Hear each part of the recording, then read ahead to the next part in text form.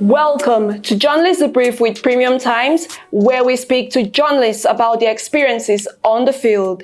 This is like a part 2 series of the previous episode, where we spoke about the Minister of the FCT, Nyesom Wike, where he allocated 10 billion naira for renting apartments for the presiding officers. Today, we are speaking about 5.9 billion naira on replacement of operational vehicles and SUVs. Wow. With me to have this conversation today is our reporter in the Senate, Abdulqudus. Abdulqudus, welcome to the program. Thank you. Thank you for having me. Yes. So can you tell us about the story, your reports about the 5.9 billion naira? Well, thank you for bringing up this show.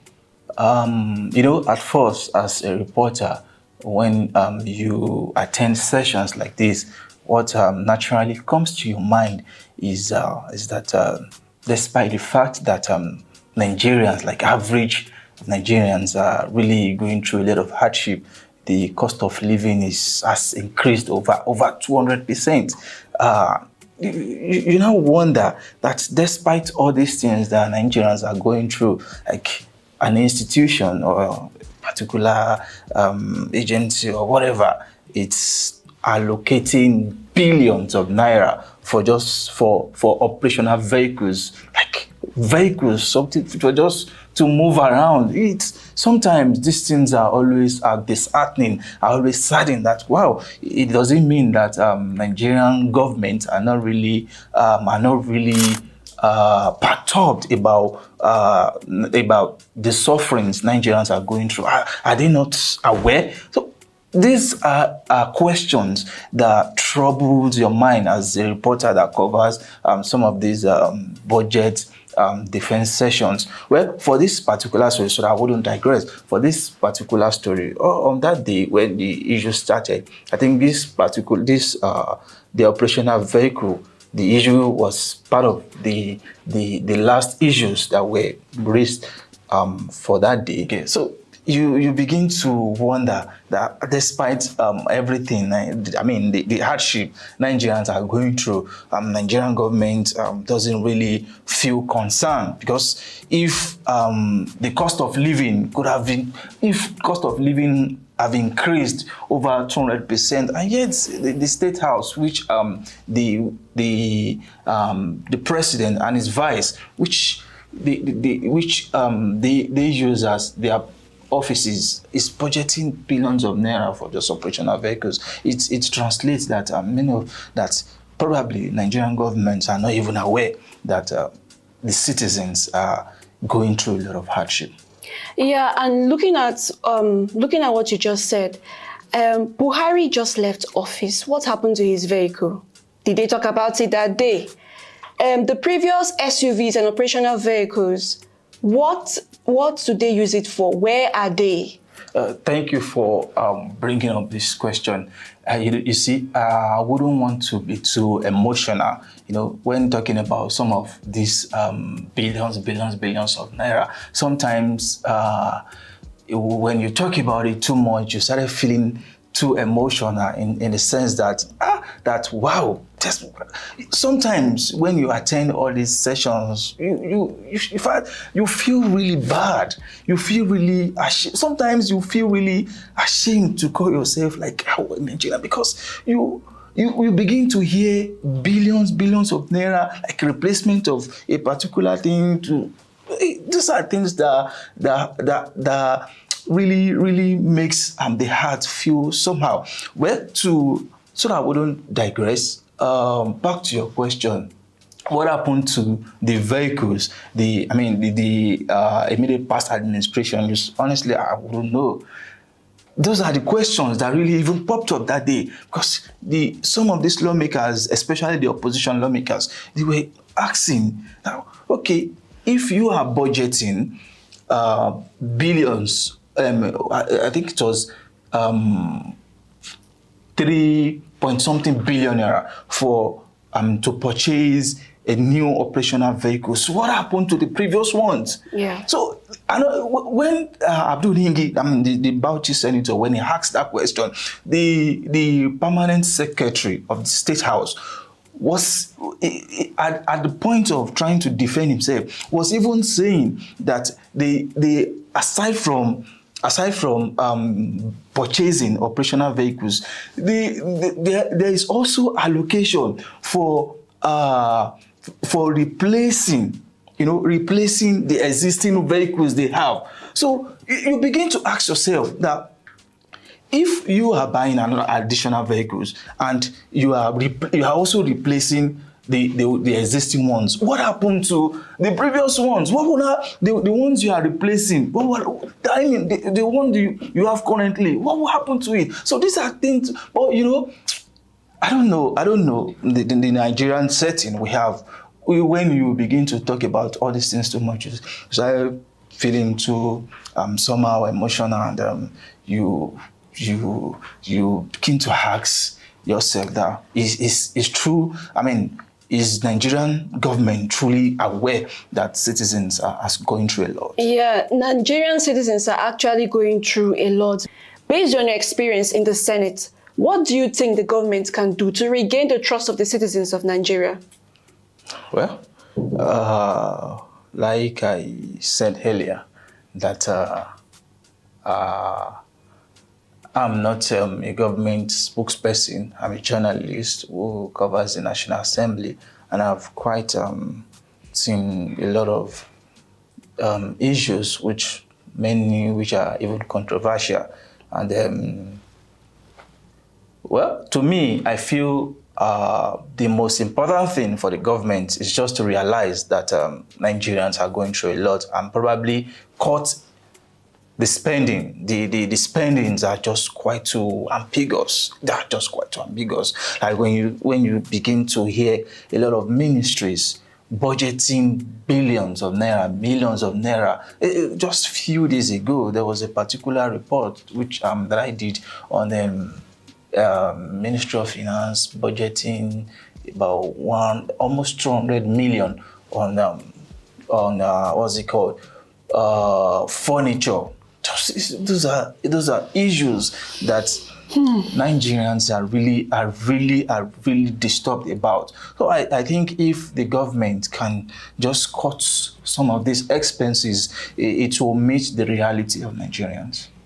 5.9 billion naira on operational vehicles when we live in a society where hunger thrives, and the common man on the streets is even wondering, what am I going to have next? They can't even eat once in a day, talk less of twice in a day. And we have a government spending 5.9 billion on operational vehicles and SUVs. Like Senator Ningi said in your report, what type of car? What's the name of the car? What's the brand of the car? Why are we getting new cars? Can you speak more about that, please? Well, like you said, why are we getting this? Why are we getting these cars, despite the fact that we even have the existing one? There are cars before, so why are we getting another one? Are they auctioning these vehicles? I wouldn't know about that. And it was not discussed. Clearly, the permanent secretary didn't even reveal this. And at the point of his defense, what he was able to say was that he assumed that position just last month, and he wouldn't know the rationale behind budgeting. What he was able to say in his defense was that he assumed the office just last month, and he was not even aware about all these provisional allocations.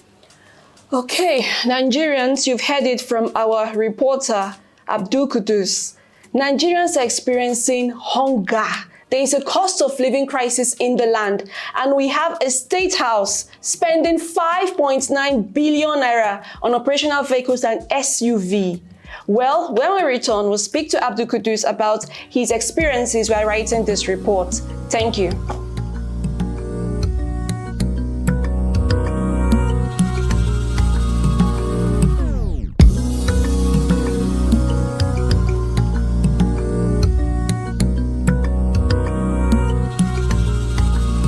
Previously, we were talking about how the State House spent 5.9 billion naira on the purchase of operational vehicles, and how we think they are not in line with the realities on ground, and how Nigerians are suffering presently.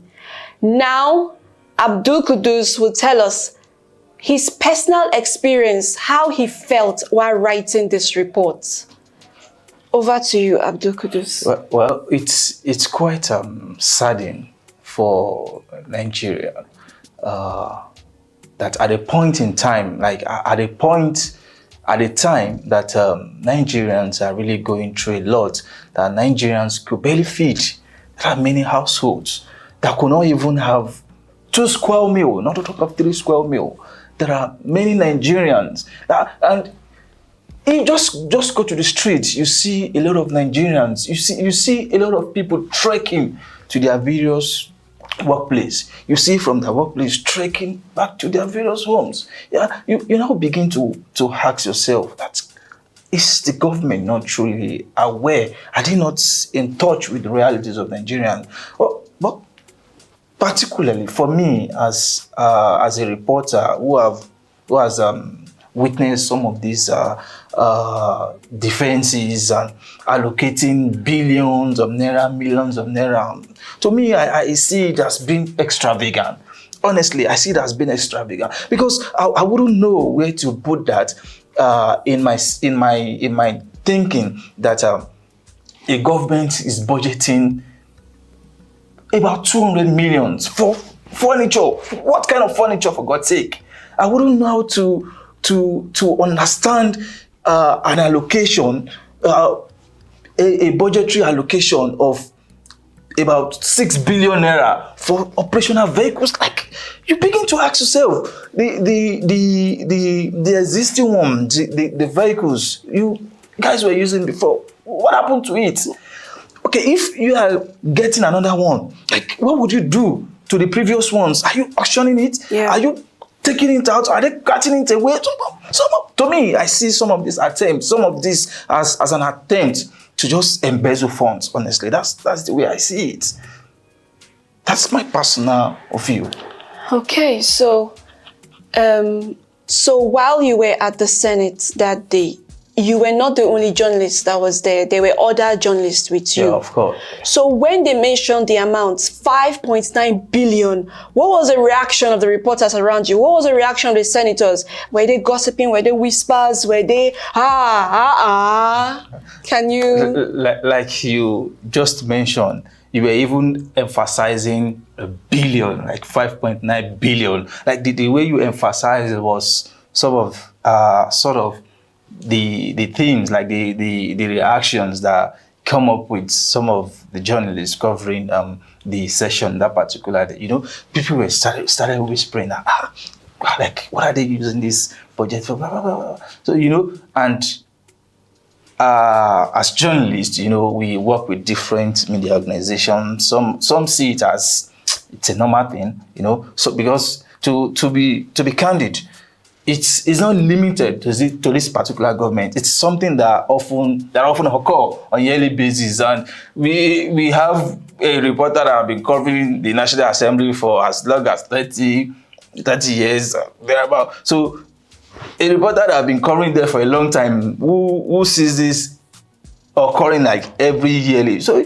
he or she wouldn't see it as a new thing, you get. So, but for me, I see, even if this thing occurs like a yearly basis, no, it has to stop.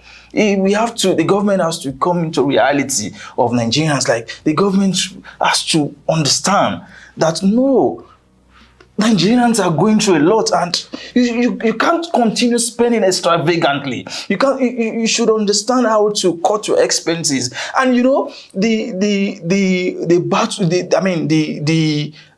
summary of all these sections is many of all these agencies, despite the fact that we are even clamoring that, oh, this amounts are too bogus, that. Many of these agencies are still coming to tell the lawmakers that they needed more. Are you serious? You see an agency budgeting about 60 billion, still telling the lawmakers that he or she needed more. It's quite like, it's quite disappointing. It's quite disheartening. Of course, when you look at some of these budgetary allocations, especially at the stage of the 2024 performance, like the 2024 budget, like what they've been able to achieve with the budget, you see them like coming up with like some unnecessary projects. Some are even abandoned projects, and yet they are still coming for more. So you now begin to understand that, wow, these people are not even in tune with reality of Nigerians. So honestly, it's disheartening, and in fact, there are some times that you find it a little bit difficult to comprehend when some amounts are just mentioned, when some projects are just mentioned. Just for you to change furniture, we all have homes, like we all have apartments. We know how are you bringing the furniture? Are you exporting the furniture from China? You should begin to wonder. You begin to just to fuel car, to do this. Billions are just running within this government. When you mentioned that some of these lawmakers are even asking for more, or these organizations are asking for more, I wanted to ask you, have they presented what they have done previously before they even ask for more? Of course, that was what I said. That if every agencies come for the budget defense, the first thing they will do is the 2024 performances. They will have to explain their performances, what they've been able to achieve with the 2024 budget. So you start, when a particular agency comes, you start hearing that, so amount of millions was spent on a project, was spent on this. And when you ask the status of that project, you now get to understand that the project is even still ongoing. Some are even abandoned. Yeah. And yet you are still coming for more. Yeah. So why not complete that? Yeah, and pick up some important things. You prioritize the needs, not just coming for more. So listening to what you have to say now, I have a question for you. Yeah. Is Nigeria in safe hands? Well, that's quite a bit personal, but for me, I wouldn't know. But it's just somehow tricky, because even the opposition parties we have in Nigeria today are not even performing. They are not performing. If the oppositions are performing and they are trying to put this government on its toes, I think things will change. I think they will realize. But because some of these, many of that, the reality is we don't even have oppositions. Yeah, we don't have opposition parties in Nigeria. Is it the PDP? Is it the Labour? Where are they? They keep having internal crisis here and there. So you now ask yourself that, is it a party that has internal crisis that will fight for Nigerians? No. So to me, I think as Nigerians, we all have to sit down and ask ourselves, are we truly ready? Are we truly ready to take Nigeria to a greater height? If we are truly ready, then let's just... You see, when people are criticizing government, they'll say, this is not good, it's not that. But we just really have to do this for the government to realize. That's just my submission. Well, Nigerians, you've heard it. Are you truly ready? Are you ready to criticize the government? 5.9 billion naira. 5.9 billion naira being spent on operational vehicles. Come on. Where are the previous vehicles? What have you done with the previous vehicles? Are you aware that Nigerians are hungry? People are looking for food to eat. Join the conversation on Twitter, Instagram, and Facebook. Thank you. And I remain your host, Esther Adaji.